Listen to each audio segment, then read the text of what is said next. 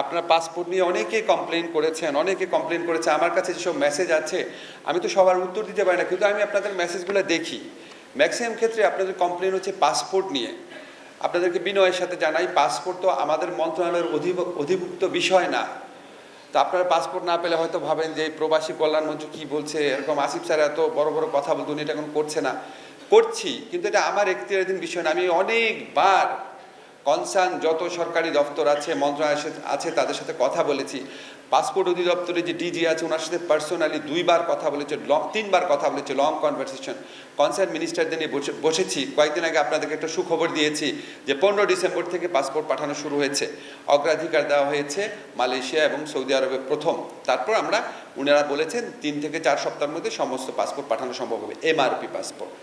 একই সাথে আপনারা বলেছেন যে আপনারা জানেন যে পাসপোর্টের ব্যাপারে আপনাদের কিছু অনীহা আছে।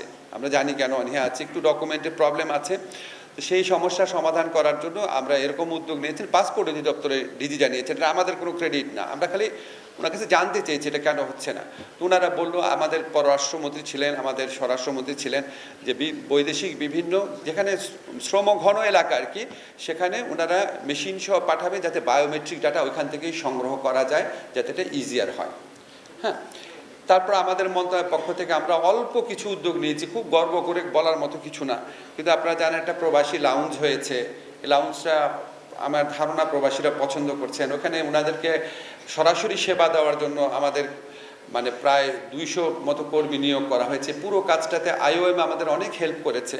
এটা আমরা মাত্র শুরু করেছি, এটা না যে এটা খুব অসাধারণ একটা সেবা প্রদান করছে, বাট আমি মোটামুটি যেটু ফিডব্যাক পেয়েছি আপনাদের জন্য একটু সুবিধা হয়েছে। আবার ব্যাংক যেটা আছে প্রবাসী কল্যাণ ব্যাংক, সেখানে সরাসরি এখন রেমিটেন্স পাঠানো যাচ্ছে, কিছুটা হলেও কিছু মানুষের উপকার হচ্ছে।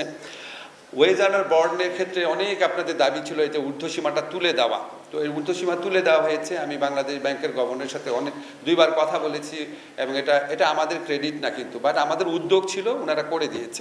প্রবাসীদের বিনিয়োগের শতভাগ নির্ভরযোগ্য প্রতিষ্ঠান প্রবাসীর সিটি লিমিটেড।